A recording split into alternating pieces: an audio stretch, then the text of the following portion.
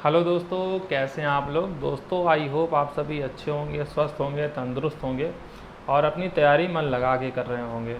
तो दोस्तों आज मैं लेकर के आया हूँ सेट नंबर 7 उत्तर प्रदेश विशेष। जी हाँ दोस्तों, यूपी स्पेशल की ये श्रृंखला हमारी चल रही है और ये श्रृंखला जो हमारी चल रही है तो ये आपके लिए बहुत इम्पॉर्टेंट हो जाती है अगर आप यूपी से संबंधित किसी एग्ज़ाम की तैयारी कर रहे हैं।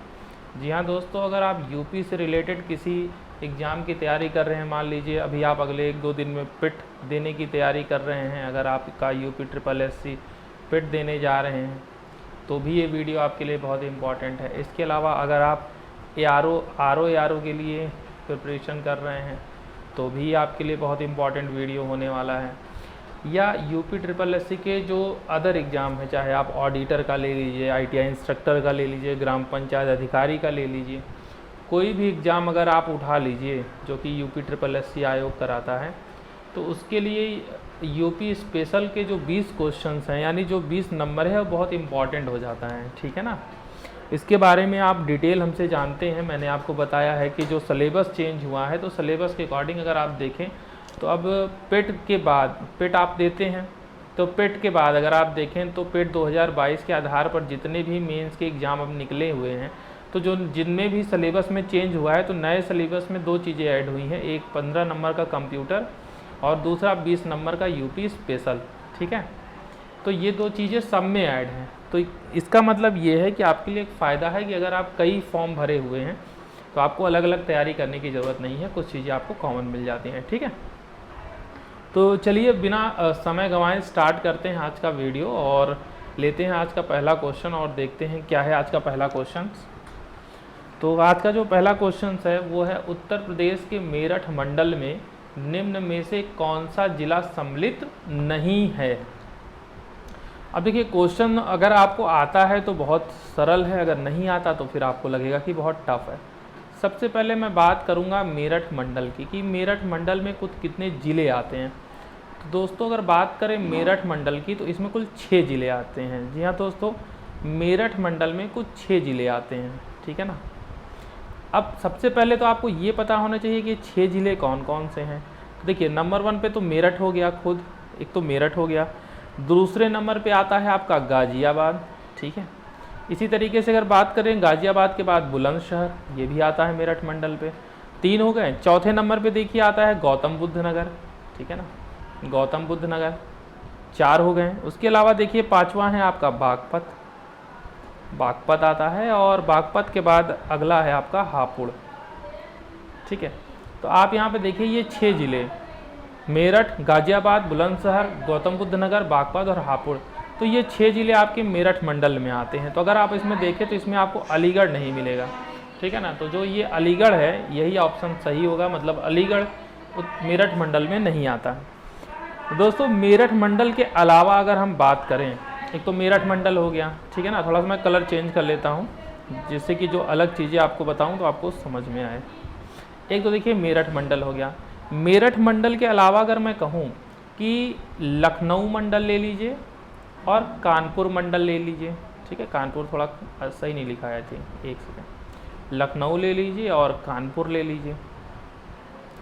तो इन दोनों में भी मेरठ के तरह ही दोनों में 6-6 ज़िले आते हैं। तो ये 3 मंडल ऐसे हैं जिनमें 6-6 ज़िले आते हैं। एक तो मेरठ मंडल में भी 6 ज़िले, लखनऊ मंडल में भी 6 ज़िले और कानपुर मंडल में भी 6 ज़िले आते हैं। ठीक है, तो ये चीज़ें आई थिंक आपको क्लियर हो गई होंगी। तो बढ़ते हैं अगले क्वेश्चन की तरफ। अगला जो क्वेश्चन है, नवाबों के शहर लखनऊ को उत्तर प्रदेश की राजधानी बनने का गौरव कब प्राप्त हुआ। ठीक है, आपको बताना है कि जो लखनऊ है वो उत्तर प्रदेश की राजधानी कब से है। तो देखिए, राजधानी की थोड़ी सी अगर मैं हिस्ट्री आपको बताऊं तो देखिए, अगर बात करें कि सबसे पहले 1836 से, तो 1836 से ये राजधानी थी आगरा। ठीक है ना, उत्तर प्रदेश की जो राजधानी थी वो आगरा थी। 1858 से ये हो गया प्रयागराज। ठीक है ना, 1858 से क्या हो गया, प्रयागराज हो गया। फिर उसके बाद अगर हम देखें तो 1920 से ये हो गया लखनऊ। क्या हो गया, लखनऊ। लेकिन उस टाइम पे ये आंशिक था, उस टाइम पे कैसा था, आंशिक था। लेकिन 1935 से अगर हम देखें तो 1935 से जो लखनऊ है, ठीक है ना, ये पूर्णतः यानी पूर्ण रूप से पूर्णतः राजधानी बन गया यूपी की, ठीक है ना। तो अब इस क्वेश्चन का आंसर कई बार क्वेश्चन किस तरीके से पूछ रहा है उस पर डिपेंड करेगा, और साथ ही साथ इस बात पर डिपेंड करेगा कि ऑप्शन में क्या दिया है। जैसे यहाँ पे 1920 1935 दोनों हैं, तो यहाँ पे है कि लखनऊ को राजधानी बनने का गौरव कब प्राप्त हुआ, आंशिक पूर्णतः तो बात नहीं हो रहा है, तो राजधानी बन गया या कोई भी बन गया चाहे जैसे बने, तो सबसे पहले तो उसी को काउंट करेंगे। तो इस हिसाब से देखें तो इसका जो राइट आंसर होगा इस क्वेश्चन का वो होगा 1920, ठीक है ना। 1920 में लखनऊ को उत्तर प्रदेश राज्य की राजधानी बनने का गौरव प्राप्त हुआ, ठीक है। बाकी क्या क्वेश्चन आएगा उसके अकॉर्डिंग आप आंसर लगाइएगा, मैंने आपको डेटा दे दिया है, आप नोट कर लीजिए। बढ़े अगले क्वेश्चन की तरफ। देखिए फैक्ट तो बहुत सारे हैं, फैक्ट तो इतने हैं कि अब लिखने लगेंगे तो वीडियो लंबा हो जाएगा और उतना फैक्ट याद नहीं होगा। मेरा काम है कि साथ में याद करवाते चले, तो मैं मिनिमम और ज़रूरी फैक्ट ही आपको बताऊंगा, ठीक है। अब देखिए आता है इलाहाबाद उच्च न्यायालय की स्थापना कब हुई थी, ठीक है। तो देखिए इलाहाबाद अगर हाई कोर्ट की बात करें, इलाहाबाद यहाँ मैंने लिख दिया है तो कुछ लोग बुरा मत मानिएगा, मैं इसको एडिट कर देता हूँ। देखिए इलाहाबाद का नाम चेंज हो गया, अब हो गया है प्रयागराज, ठीक है ना, अब प्रयागराज हो गया, लेकिन जो उच्च न्यायालय है उसको इलाहाबाद हाई कोर्ट के नाम से अभी भी जाना जाता है।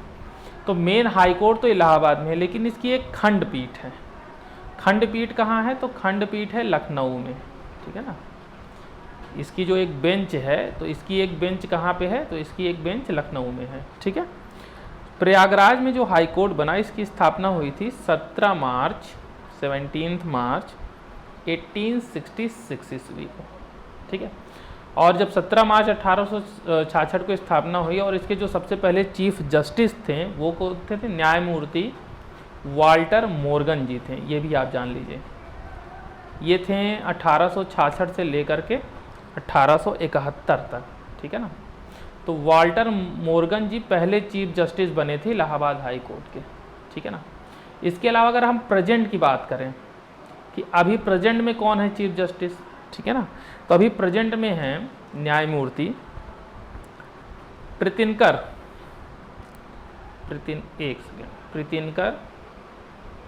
दिवाकर जी, ठीक है। न्यायमूर्ति प्रीतिनकर दिवाकर जी हैं, ये प्रेजेंट में है चीफ जस्टिस, ठीक है। और ये पहले थे वाल्टर मोर्गन जी, ठीक है। तो इसका राइट आंसर क्या बनेगा, क्या पूछा है, इलाहाबाद उच्च न्यायालय की स्थापना कब हुई थी, तो इलाहाबाद उच्च न्यायालय की स्थापना हुई थी 17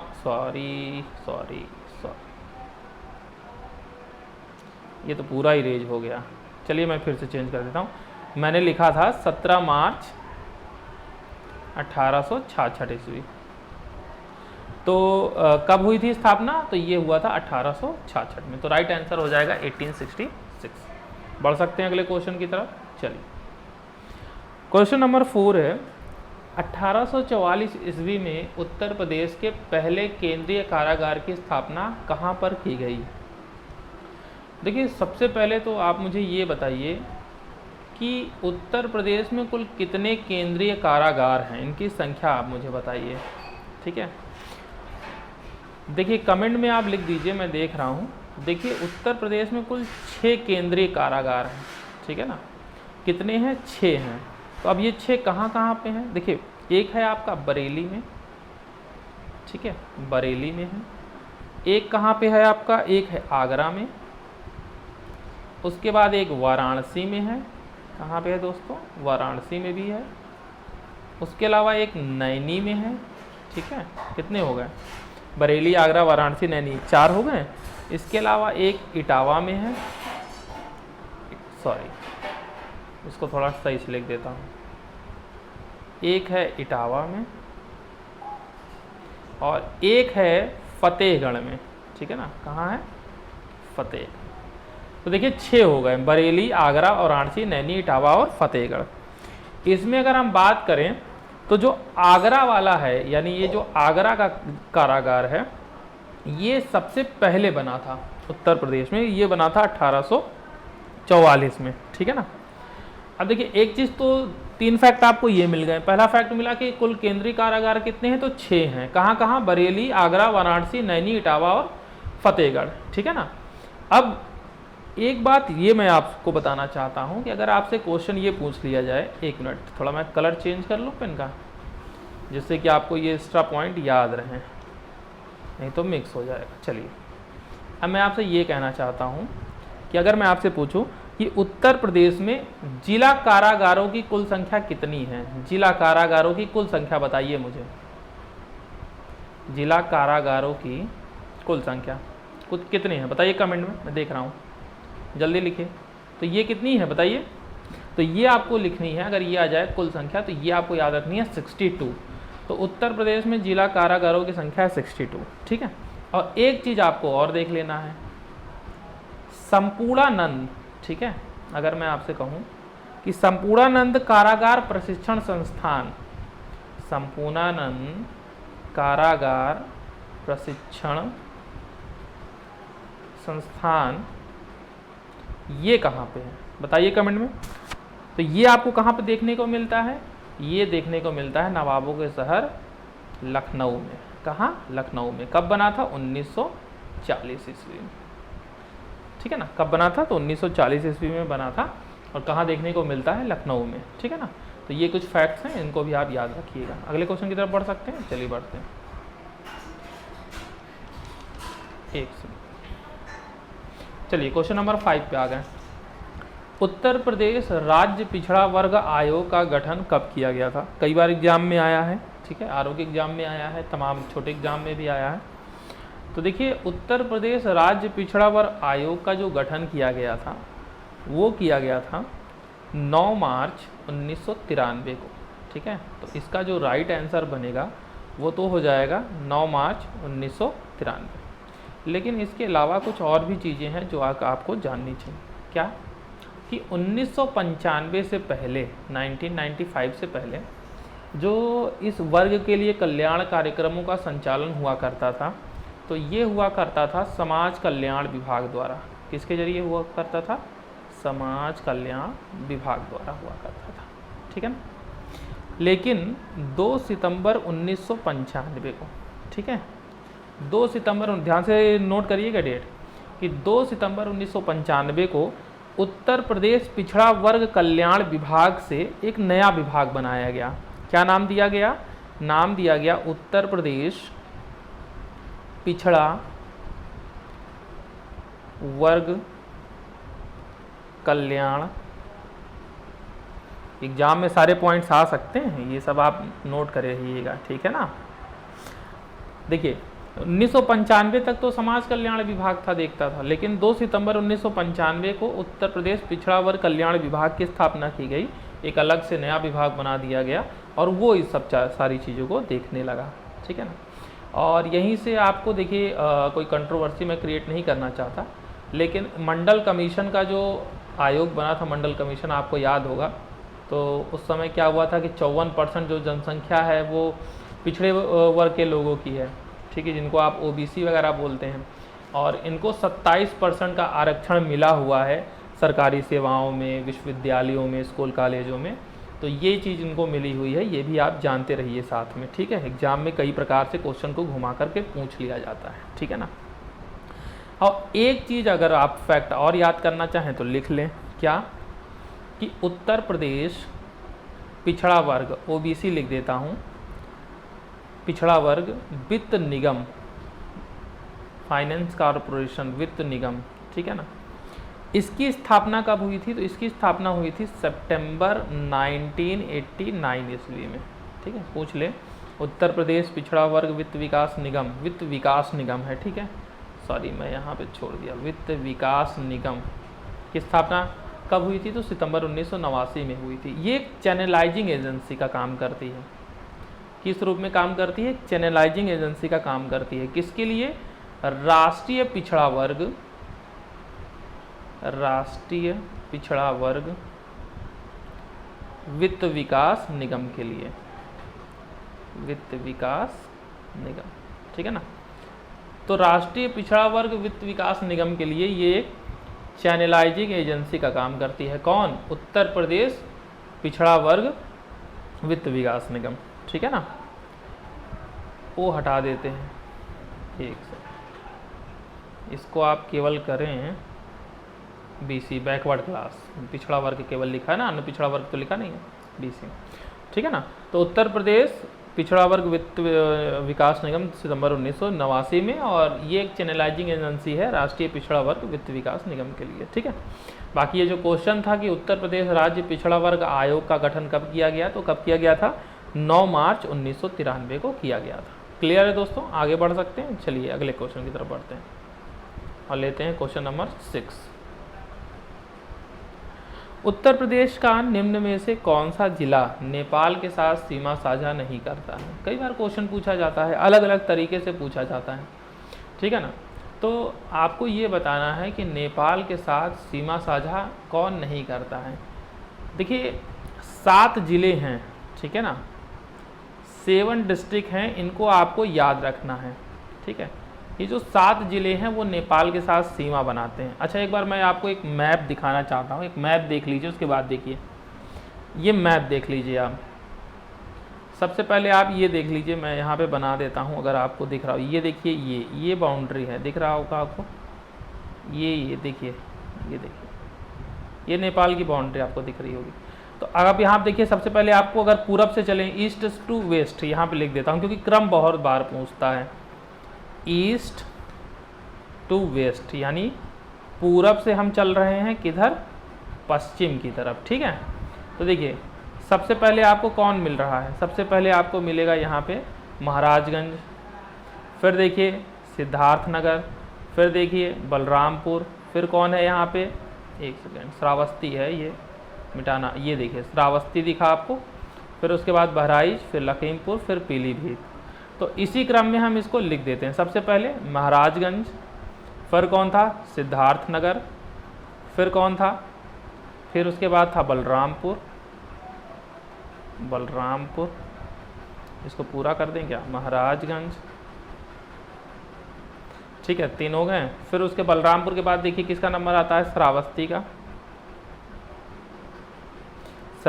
देखिए श्रावस्ती के बाद किसका नंबर है, तो बहराइच का है, और बहराइच के बाद किसका नंबर है, तो लखीमपुर खीरी का है। शॉर्टकट में लिख देते हैं शॉर्टकट में कुछ ज़्यादा ही दिक्कत हो जाती है। लखीमपुर खीरी, लखीमपुर, और लास्ट में कौन सा है, लास्ट में है, यहाँ लिख देता हूँ, लास्ट में है पीलीभीत। तो अगर आप चलेंगे, देखिए ऐड कर लीजिए, 1 2 3 4 5 6 7, ये 7 जिले हैं। अब आप देख लीजिए कि आपका ऑप्शन कौन सा है, पीलीभीत है, बहराइच है, बलरामपुर है, बाराबंकी नहीं है। तो इसका राइट आंसर क्या हो जाएगा, बाराबंकी। बाराबंकी कहाँ पे है आप देख भी लीजिए मैप में, ये देखिए, एक मैं आपको बाराबंकी, ये देखिए बाराबंकी दिखा आपको, ये है बाराबंकी, गोंडा के नीचे, लखनऊ के बगल। तो बाराबंकी जो है वो नेपाल के साथ सीमा नहीं बनाता है। ये 7 जिले जो है नेपाल के साथ सीमा बनाते हैं। और क्वेश्चन अगर ऐसा आ जाए कि पूरब से पश्चिम चलने पर जो 7 जिले नेपाल के साथ सीमा बनाते हैं उनका सही क्रम क्या है, तो सही क्रम भी यही याद कर लीजिए, महाराजगंज, सिद्धार्थनगर, बलरामपुर, श्रावस्ती, बहराइच, लखीमपुर और पीलीभीत। अब इसी को उल्टा कर दे, पूछ ले कि पश्चिम से पूर्व की तरफ बताइए, तो पश्चिम से पूर्व की तरफ क्या हो जाएगा, उल्टा हो जाएगा, पीलीभीत, लखीमपुर, बहराइच, श्रावस्ती, बलरामपुर, सिद्धार्थनगर, महाराजगंज, ठीक है ना। तो अगर आपका कंसेप्ट क्लियर है तो फ़ायदा क्या होता है कि आप क्वेश्चन अगर मॉडिफाई होता है तो भी आप उसको कर ले जाएंगे। ये जो क्वेश्चन नंबर 7 है, इससे रिलेटेड एक क्वेश्चन प्रीवियस सेट में, सेट नंबर 6 में आपको देखने को मिला था। काकोरी कांड के प्रधान आरोपी पंडित राम प्रसाद बिस्मिल को कहाँ फांसी दी गई, ठीक है।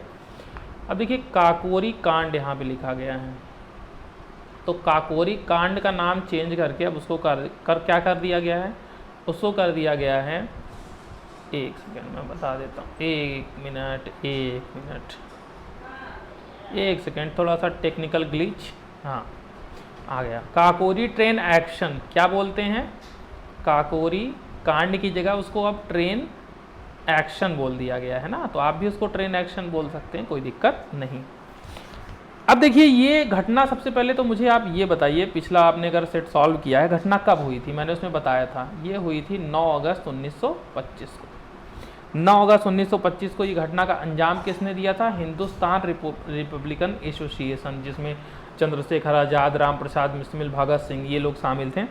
तो इन्होंने हिंदुस्तान रिपब्लिकन एसोसिएशन बनाया था। एक क्रांतिकारी संगठन था जो कि हिंसा के जरिए कह लीजिए अपनी बात अंग्रेज़ों तक पहुंचाना चाहता था। तो इनके संगठन को पैसे की ज़रूरत थी, इसलिए उन्होंने ये काकोरी ट्रेन लूटने का, काकोरी एक जगह है, ठीक है ना, तो वहाँ पे जो ट्रेन थी उसको लूटने का प्लान बनाया था। तो इसमें से ये जो हिंदुस्तान रिपब्लिकन एसोसिएशन है, इसके करीब काफ़ी लोग 10 सदस्य इसके शामिल थे। टोटल 40 अभियुक्त थे, बाकी लोग भी थे, लेकिन इसके 10 सदस्य फंसे हुए थे, जिसमें से 4 लोगों को फांसी दी गई, ठीक है। सबसे पहले तो जो क्वेश्चन में पूछा है पंडित राम प्रसाद बिस्मिल जी का, तो पंडित राम प्रसाद बिस्मिल जी को जो फांसी दी गई थी वो गोरखपुर में दी गई थी। अच्छा देखिए, इसमें 4 लोग हैं, थोड़ा मैं डिटेल में बता दूं। 4 लोग हैं। एक कौन है? एक तो राम प्रसाद जी हैं, राम प्रसाद बिस्मिल, ठीक है। शॉर्टकट में लिखूं या हिंदी में लिखूं, चलो देखते हैं जो। उसके अलावा इसके अलावा अशफाक उल्ला खां जी हैं, अशफाक उल्ला खां जी हैं। इसके अलावा ठाकुर रोशन सिंह जी हैं, ठाकुर रोशन सिंह जी हैं, ठीक है। एक लोग और हैं, लेकिन पहले बात सुन लीजिए मैं क्या बताना चाहता हूँ। देखिए, इन तीनों को जो फांसी दी गई थी वो एक डेट पे दी गई थी। किस डेट पे दी गई थी? वो दी गई थी 19 दिसंबर को, 19 दिसंबर 1927 को, ठीक है ना। तो 19 दिसंबर 1927 को राम प्रसाद बिस्मिल को फांसी दी गई। कहाँ दी गई? तो इनको दी गई गोरखपुर में। अशफाक उल्ला खां को कहाँ पे दी गई? तो अशफाक उल्ला खां जी को फांसी दी गई फैजाबाद में। और इसी तरीके से अगर कहें कि ठाकुर रोशन सिंह को कहाँ दिया गया, तो इनको दिया गया था इलाहाबाद की मलाका जेल में। इलाहाबाद या प्रयागराज कह लीजिए, मन है तो इलाहाबाद कह लीजिए, जो भी आप पसंद करते हो। तो यहाँ की मलाका जेल में इनको फांसी दिया गया, ठीक है ना। तो इन तीनों को तो 19 दिसंबर 1927 को फांसी दी गई थी, लेकिन इन्हीं के साथ एक लोगों को फांसी की सज़ा और सुनाई गई थी, जो चौथे लोग थे, 4th नंबर के। उनका क्या नाम था? उनका नाम था राजेंद्र लाहिड़ी, राजेंद्र नाथ लाहिड़ी, लिख देता हूँ। तो राजेंद्र नाथ लाहिड़ी जी को जो फांसी दी गई थी, ये दी गई थी गोंडा में। कहाँ दी गई थी? गोंडा में, उत्तर प्रदेश का एक जिला है गोंडा में। लेकिन इनको 2 दिन पहले ही फांसी दी गई थी। इनको 17 दिसंबर 1927 को फांसी दी गई थी। तो कई बार यहाँ से क्वेश्चन बना सकता है कि 4 लोगों को सुनाया गया फांसी की सजा, कौन कौन? राम प्रसाद बिस्मिल, अशफाक उल्ला खां, ठाकुर रोशन सिंह और राजेंद्र नाथ लाहिड़ी। इनमें से किनको जो है फांसी पहले दी गई? तो राजेंद्र नाथ लाहिड़ी जी को कहाँ पे? गोंडा में 17 दिसंबर 1927 को। जबकि राम प्रसाद बिस्मिल, अशफाक उल्ला खां और ठाकुर रोशन सिंह को कब दिया गया? 19 दिसंबर 1927 को। राम प्रसाद बिस्मिल जी को कानपुर में, अशफाक उल्ला खां को फैजाबाद जेल में और ठाकुर रोशन सिंह को इलाहाबाद के मलाका जेल में। ये आपको याद रहेगा, ठीक है। अगर याद रहेगा तो हम अगले क्वेश्चन की तरफ मुड़ सकते हैं। चलिए अगले क्वेश्चन की तरफ चलते हैं। 17 अक्टूबर 1920 को उत्तर प्रदेश में अवध किसान सभा का गठन कहाँ पर किया गया? देखिए, किसान सभा, ये सारी चीज़ें आपको ज़रूर ध्यान रखनी है। यहाँ पर तो खैर आपका काम आसान कर दिया। इसमें ये नहीं पूछा है कि अवध किसान सभा का गठन कब किया गया था, ये पूछ लिया गया है कि कहाँ पर किया गया था, ठीक है।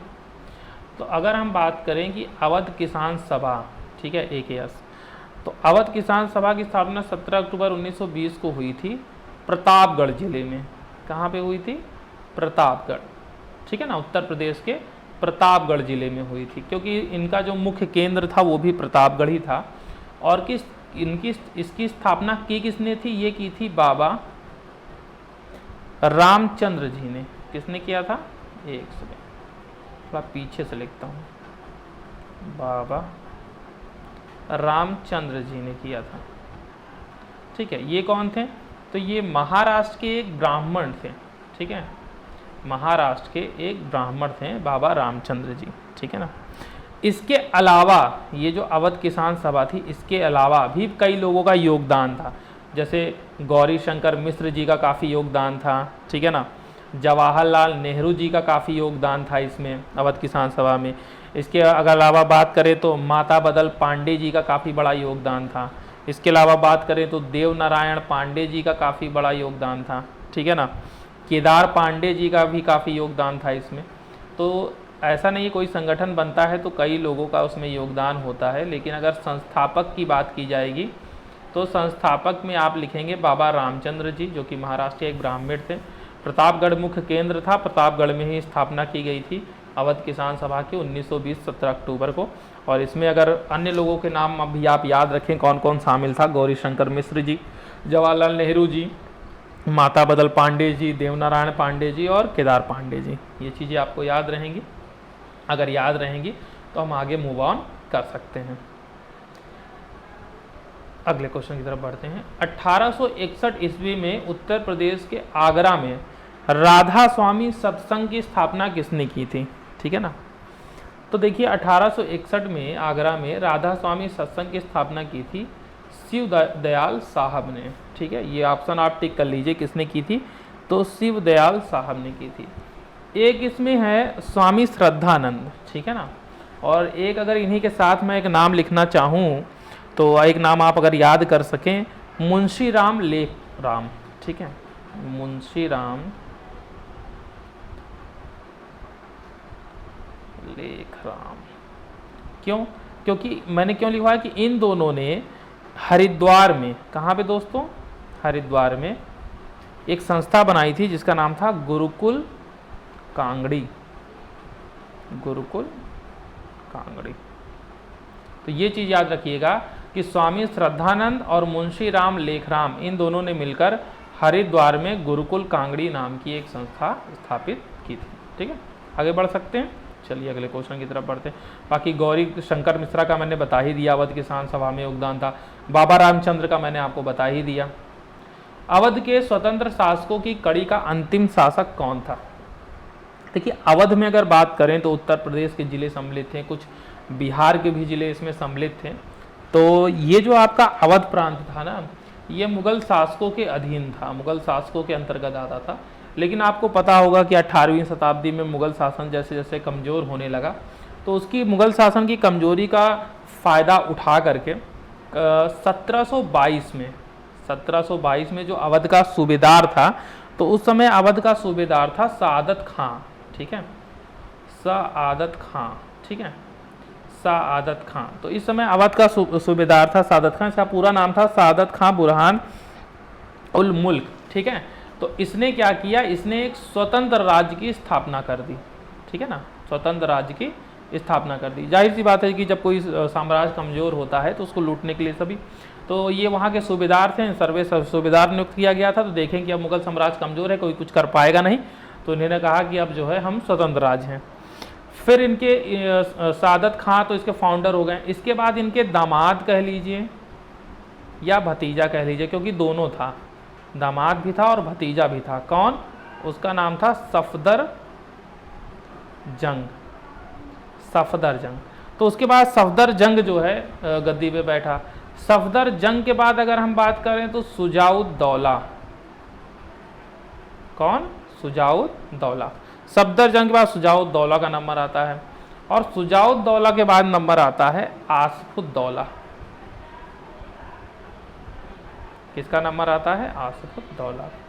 अब आसफुद्दौला के तक हम क्यों पहुंचे हैं? इसलिए पहुंचे हैं कि आसफुद्दौला वो पहला शासक था जिसने फैजाबाद से राजधानी को हटाया और कहां पे ले गया? सॉरी लखनऊ। कहां पे ले गया? लखनऊ, ठीक है ना। तो अवध की जो राजधानी शुरू में थी फैजाबाद थी, जो मतलब सआदत खां और सफदर जंग सुजाउद्दौला तक, लेकिन आसफुद्दौला ने क्या किया, फैजाबाद से स्थानांतरित कर दिया और उसको कहाँ ले गया? लखनऊ में ले लिया, ठीक है। इसका जो अंतिम सम्राट था वो था वाजिद अली शाह, ठीक है ना। अंतिम सम्राट कौन था? वाजिद अली शाह था, ठीक है ना। और वाजिद अली शाह अंतिम सम्राट था, और डलहौजी के टाइम पीरियड में 1856 में ये जो अवध था ये अंग्रेजी राज्य में मिला लिया गया था। ये भी आपको ध्यान रखना है। अगले क्वेश्चन की तरफ बढ़ते हैं। National institute of social studies कहाँ पर स्थित है? तो देखिए Lucknow institute of social studies स्थित है लखनऊ में, सॉरी मैंने पहले ही बोल दिया जल्दीबाजी में, कोई बात नहीं। National institute of social studies कहाँ पर स्थित है? तो national institute of social studies कहाँ पर है दोस्तों? तो national institute of social studies है लखनऊ में, ठीक है। इसके अलावा अगर आप याद कर सकें तो दो चीज़ें अगर आप याद करें लखनऊ से रिलेटेड, एक तो आप याद कर लें लखनऊ में सेंट्रल ड्रग रिसर्च सॉरी एक मिनट, एक second, central drug research institute आप याद कर लें, रिसर्च इंस्टीट्यूट, ठीक है। और एक आप और याद कर लें central mango research institute, central mango research institute, ठीक है। इसके अलावा Birbal Sahni institute of paleo botany, ये भी आप याद कर लें, Birbal Sahni institute of paleo botany, ठीक है ना, पेलियो बॉटनी, ये भी कहाँ पे है? तो ये भी लखनऊ में। कानपुर में देखिए दो चीज़ें आप जरूर याद रखिएगा कानपुर में। पहली चीज़ क्या याद रखिएगा? इंडियन इंस्टीट्यूट ऑफ, शॉर्टकट में लिखता हूँ, Indian Institute of Sugar Cane Technology, ठीक है। तो Indian Institute of Sugar Cane Sugar Technology, sorry Indian Institute of Sugar Technology. और दूसरा आप ये याद रखिएगा दलहन अनुसंधान केंद्र, कई बार पूछा गया है, दलहन अनुसंधान केंद्र, ये भी आपको कहाँ मिल जाएगा? कानपुर में मिल जाएगा। नोएडा से अगर मैं आपको याद करवाऊँ तो नोएडा से भी आप एक दो चीज़ याद कर सकते हैं। पहले तो एक आप याद कर लें वीवी गिरी, नोएडा में वीवी गिरी लेबर इंस्टीट्यूट, ठीक है, लेबर इंस्टीट्यूट। और एक ग्रेटर नोएडा में आपको पता होगा एक ग्रेटर नोएडा है, तो नोएडा में आपका वीवी गिरी लेबर इंस्टीट्यूट याद कर लें, नॉलेज पार्क वगैरह याद कर लें। और इसके अलावा ग्रेटर नोएडा में एक आप याद कर लें Pandit Deendayal Upadhyay institute of archaeology, ठीक है ना, आर्कियोलॉजी, ठीक है, Deendayal Upadhyay institute of archaeology, ये ग्रेटर नोएडा में है, ठीक है ना। इसके अलावा प्रयागराज की बात करें, थोड़ा सा इसको इरेज कर दें, जगह बना लें, एक सेकेंड। प्रयागराज की देखिए अगर बात करें, अब देखिए फैक्ट तो बहुत सारे हैं, मैं बस इंपॉर्टेंट करा रहा हूँ। तो एक आप याद कर लें जीबी पंत, एक सेकेंड थोड़ा सा ये प्रैक्टिस करनी पड़ेगी। जीबी पंत सामाजिक विज्ञान अनुसंधान संस्थान, सामाजिक विज्ञान, सोशल स्टडी ऐसे लिख दें, सोशल स्टडी इंस्टीट्यूट, संस्थान इंस्टीट्यूट हो गया, ठीक है ना। जीबी पंत सामाजिक विज्ञान या सोशल स्टडी इंस्टीट्यूट, ये याद कर लें। और एक और याद कर लें हरिश्चंद्र अनुसंधान संस्थान, ठीक है ना, इलाहाबाद में, प्रयागराज में ही है हरिश्चंद्र अनुसंधान संस्थान। तो ये कुछ है, इनको आप याद कर लें, जो कि आपके लिए काफ़ी इंपॉर्टेंट हो गए एग्जाम की दृष्टि से, ठीक है। स्वर्ण जयंती ग्राम स्वरोजगार योजना कब शुरू की गई थी? देखिए सबसे पहले इसका इंपॉर्टेंट पार्ट क्या है? सबसे पहले इसका इंपॉर्टेंट पार्ट है इसका शॉर्ट फॉर्म, ठीक है ना। शॉर्ट में क्या बोला जाता है? तो शॉर्ट फॉर्म है SGSY, ठीक है ना, स्वर्ण जयंती ग्राम स्वरोजगार योजना, SGSY। ये सबसे पहले तो ये याद कर लें, ठीक है ना। गरीबों को स्वरोजगार के अवसर उपलब्ध कराने हेतु योजना लाई गई थी। कब लाई गई थी? तो ये लाई गई थी अप्रैल 1999 में। तो इसका जो सही आंसर हो जाएगा वो हो जाएगा 1999, ठीक है ना। आगे बढ़ते, इसमें बस इतना ही जानना था। वंदे मातरम योजना निम्न में से किससे संबंधित है? तो देखिए वंदे मातरम योजना, इसमें भी आप सबसे पहले ये जान लीजिए कि ये वंदे मातरम योजना कब लॉन्च की गई थी। तो ये किया गया था 2004 में। किस लिए लॉन्च किया गया था, क्या लक्ष्य था?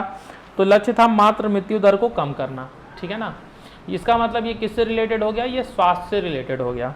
और इसी टाइप की एक योजना अगर मैं बात करूँ, इसी टाइप की एक योजना चलती है प्रधानमंत्री, ठीक है, मातृ वंदना योजना, PMMY, प्रधानमंत्री मातृ, जिसमें करीब 5,000 रुपये मिलते हैं जो प्रेग्नेंट वुमेन होती है। तो प्रधानमंत्री प्रधानमंत्री मातृत्व वंदना योजना, तो ये भी साथ में आप याद रखिएगा कि ये योजना भी रिलेटेड है मातृ से, मतलब मातृ मृत्यु दर कम कैसे हो, जननी सुरक्षा कैसे हो सके। जो महिलाएं हैं जब बच्चे को जन्म देती हैं तो कई बार बच्चे की मौत हो जाती है, कई बार महिलाओं की मौत हो जाती है, उसको कैसे कम किया जाए, तो इससे रिलेटेड यहाँ पे मातृ मृत्यु दर को कम करने से रिलेटेड योजनाएं चल रही हैं। ठीक है, अगले क्वेश्चन की तरफ बढ़ सकते हैं। अगारिया, ये बहुत बढ़िया क्वेश्चन है। देखिए, अगरिया, बैगा तथा भुइया अनुसूचित जनजातियां मुख्यतः कहाँ पर निवास करती हैं? जनजातियों से संबंधित भी क्वेश्चन आता है। ठीक है ना, तो देखिए अगरिया, बैगा, भुइया, इसके लिए तो सबसे पहले आप लगा लीजिए सही टिक सोनभद्र। ये जनजातियां कहाँ पर पाई जाती हैं, कहाँ पर निवास करती हैं? सोनभद्र में। सोनभद्र में अगर इसके अलावा आप देखेंगे ना तो सोनभद्र में इसके अलावा एक जनजाति है पठारी जनजाति, तो पठारी जनजाति भी वहाँ पाई जाती है। इसके अलावा एक चेरो जनजाति है, क्योंकि सबसे ज़्यादा अनुसूचित जनजाति उत्तर प्रदेश में कहीं पाई जाती है तो वो सोनभद्र में ही पाई जाती है। तो पठारी जनजाति, चेरो जनजाति, ठीक है ना। इसके अलावा एक जनजाति और पाई जाती है, पंखा बोलते हैं, पंखा बोल लीजिए या आप उसको पनिका बोल लीजिए, पंखा या पनिका, एक जनजाति ये भी पाई जाती है। एक परहिया जनजाति, पहाड़िया कह लीजिए, परहिया कह लीजिए, ये भी सोनभद्र में पाई जाती है। एक जनजाति और है खरवार जनजाति, ठीक है, खरवार जनजाति, ये भी सोनभद्र। देखिए सोनभद्र में तो आपको लगभग सब मिल जाएगा। अब इम्पॉर्टेंट क्या, देखिए जैसे चेरो है तो चेरो सोनभद्र में तो पाई ही जाती है, लेकिन इसके अलावा चेरो वाराणसी में भी पाई जाती है। चेरो जो जनजाति है वो कहाँ पाई जाती है? सोनभद्र के साथ साथ वाराणसी में भी पाई जाती है। ठीक है ना। एक और जनजाति याद आ रही है पहरिया से, सहरिया, ये इम्पॉर्टेंट है। ये कहाँ पाई जाती है? ये पाई जाती है ललितपुर में, ये ध्यान दीजिएगा। सहरिया जनजाति कहाँ पाई जाती है? ललितपुर में पाई जाती है। ठीक है ना। पंखा जो पनिका मैंने बताया आपको, ये तो देखिए सोनभद्र तो है ही है, सोनभद्र तो है ही है, लेकिन इसके अलावा एक और याद कर लीजिए, मिर्जापुर। कालीन भैया याद आया? तो मिर्जापुर में भी ये पंखा या पनिका जनजाति पाई जाती है। खरवार तो सोनभद्र है ही है, लेकिन खरवार इसके अलावा देवरिया में भी पाई जाती है, बलिया में भी पाई जाती है। इसके अलावा अगर हम बात करें तो गाजीपुर में भी पाई जाती है, वाराणसी में भी पाई जाती है, सोनभद्र में तो है ही है। ठीक है ना। तो ये जनजातियों से रिलेटेड क्वेश्चन आते रहते हैं, इसको ध्यान रखिएगा। सबसे अधिक अगर अनुसूचित जनजातियां कहीं पे पाई जाती हैं तो कहाँ पे पाई जाती हैं? ये पाई जाती हैं सोनभद्र में। उत्तर प्रदेश के कॉन्टेक्स्ट में बात कर रहा हूँ। उत्तर प्रदेश में प्रथम खेल गांव की स्थापना की गई है। तो खेल गांव की जो स्थापना की जा रही है उत्तर प्रदेश में, वो कहाँ पे की जा रही है? वो की जा रही है आगरा में। कहाँ पे की जा रही है? आगरा में की जा रही है, ये आपको ध्यान रखना है। अगले क्वेश्चन की तरफ बढ़ते हैं। उत्तर प्रदेश में मार मृदा कहाँ पे पाई जाती है? ठीक है ना। देखिए उत्तर प्रदेश में बात की जाए, अगर हम बात करें यहाँ पे कौन सी मृदा दिया है? मार मृदा दिया है। चलिए इसको एक सेकेंड,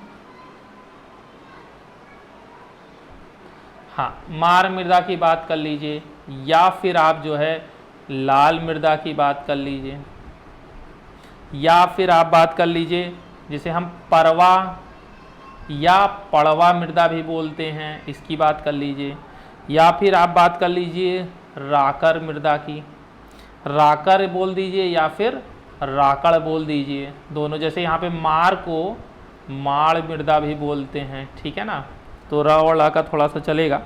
या इसके अलावा आप बोल दीजिए भोंटा मृदा बोल दीजिए, ठीक है ना।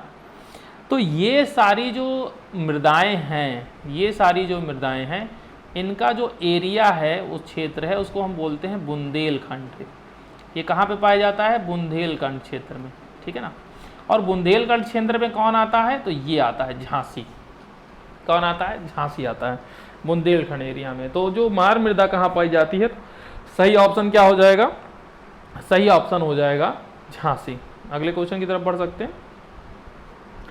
सुरहा ताल पक्षी विहार कहाँ पर स्थित है?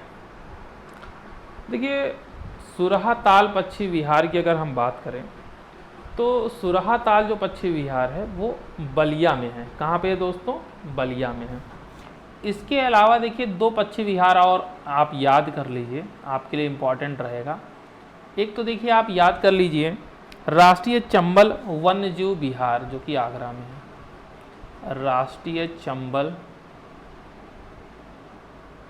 वन्यजीव विहार, ठीक है,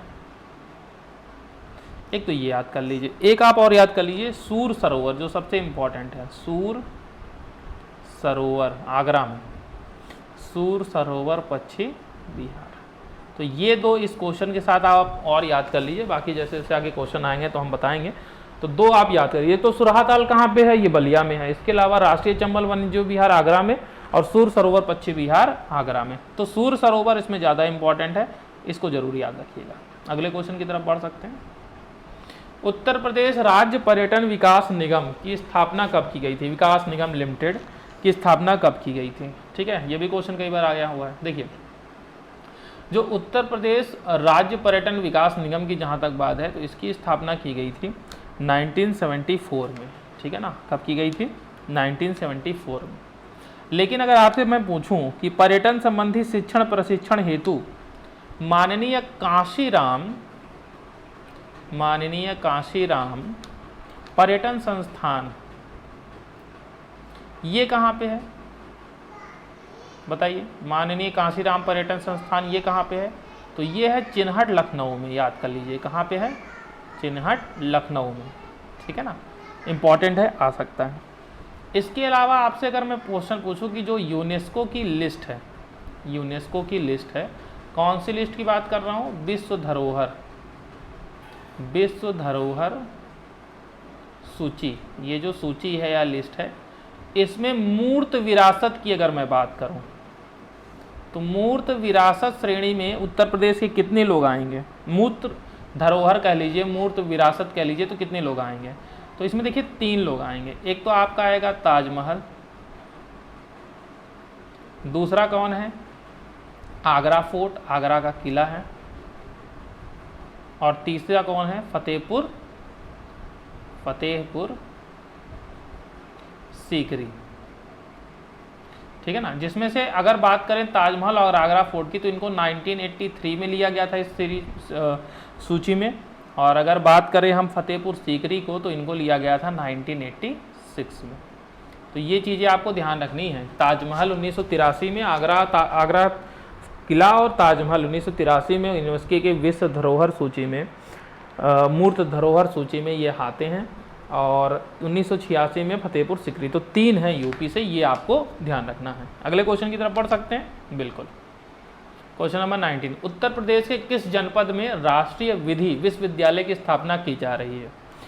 तो जो उत्तर प्रदेश का राष्ट्रीय विधि विश्वविद्यालय बन रहा है वो कहाँ पे बन रहा है? तो वो बन रहा है आपके प्रयागराज में। जैसा कि आपको पता है कि आपका जो हाई कोर्ट है यूपी का वो कहाँ पे है? वो भी प्रयागराज में है। इस वजह से राष्ट्रीय विधि विश्वविद्यालय की जो स्थापना की जा रही है प्रयागराज में की जा रही है। और ये किसके नाम पे की जा रही है?